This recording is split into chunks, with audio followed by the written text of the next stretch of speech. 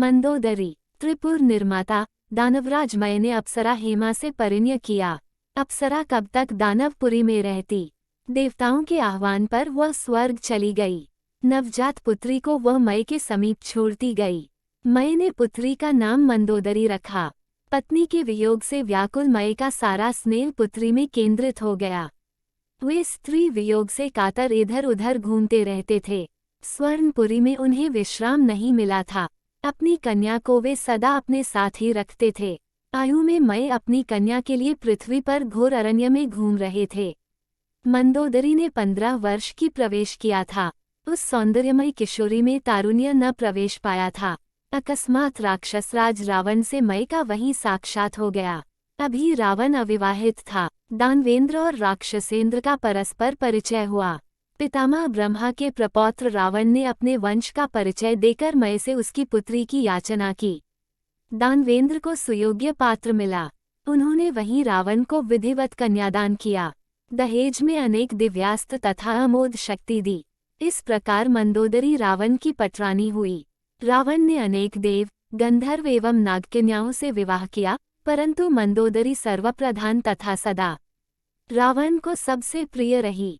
मंदोदरी ने सदा रावण का कल्याण चाहा और उसे सदा सत्यपथ पर बनाए रखने के प्रयत्न में रही। उसने रावण के दुष्कृत्यों का सदा नम्रतापूर्वक विरोध किया। सतीत्व स्वयं एक महासाधना है और उससे समस्त सिद्धियां स्वतः प्राप्त हो जाती हैं। सती नारी केवल पति सेवा से नहीं, श्रेयस को भी सरलता से प्राप्त कर लेती है। मंदोदरी के सतीत्व ने उसके हृदय में स्वयं ये प्रकाश प्रकट कर दिया कि परात्पर पुरुष का अवतार अयोध्या में हो चुका है। जब रावण ने छल से श्री जनकानंदनी का हरण किया तो मंदोदरी ने बड़ी नम्रता एवं शिष्टतापूर्वक उसे समझाया, नाथ, श्री राम मनुष्य नहीं है, वे सर्वेश्वर हैं, सर्वसमर्थ, सच्चिदानंद घन साक्षात परम पुरुष हैं। उनका अनादर न करें। वैदेही साक्षात जगत जननी योगमाया हैं। ये बैर आपके लिए योग्य नहीं। श्री जनकानंदनी को श्रीराम के समीप पहुंचा दें। लंका का राज्य मेघनाद को दे दें। हम दोनों वन में कहीं उन कौशल कुमार का ध्यान करें। वे करुणामय अवश्य आप पर कृपा करेंगे। एक दो नहीं, अनेक बार चरण पकड़कर मंदोदरी ने पति को समझाया।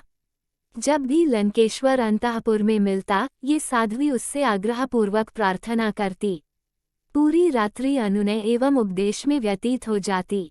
जिस अहंकारी ने सीता देहु राम का कहने पर विभीषण को लात मारकर लंका से निकाल दिया था, जिसने वृद्ध मामा माल्यवान को भरी सभा में डांटने में कोई संकोच नहीं किया, वही रावण कभी भी मंदोदरी का तिरस्कार न कर सका। हंसकर टाल जाता या उठकर चल देता। वह जानता था कि पत्नी सच्चे हृदय से उसका कल्याण चाहती है। जो होना था हो गया। सर्वात्मा के संकल्प में बाधा देना संभव नहीं। वे राघवेंद्र पृथ्वी का भार दूर करने साकेत से पधारे थे।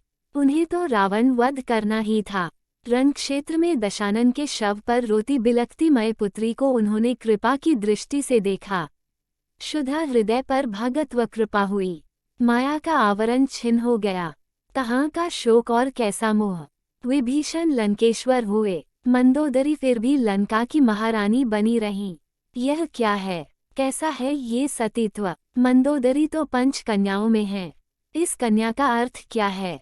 शरीर जड़ है, कर्म भी जड़ है। न तो शरीर किसी कर्म को पकड़ता और न कर्म किसी को पकड़ते। कर्तापन ही कर्म संस्कारों का संचय करता है। भगवान ने कहा है, यस्य नानकृतो भावो बुद्धिर्यस्य न लिप्यते हत्वापि स इमान् लोकान् हन्ति न निबध्यते। पत्नीत्व है क्या, किसी पुरुष से वैश्विक सुखेच्छा से उसका स्वीकार।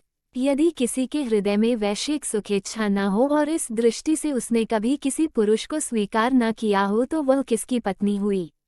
स्वभाव एवं प्रारब्ध प्राप्त समाज के नियमानुसार जो पुरुष उसे सेवा के लिए समाज ने दिया, उसकी उसने कर्तव्य बुद्धि से सच्चे हृदय से सेवा की। राक्षस समाज में पुनर्विवाह की प्रथा थी। विभीषण उसे पत्नी रूप में रखना चाहते थे। उसके तटस्थ हृदय में न अपेक्षा थी और न उपेक्षा। इसलिए मंदोदरी को आज भी पंचकन्याओं में शुमार किया जाता है।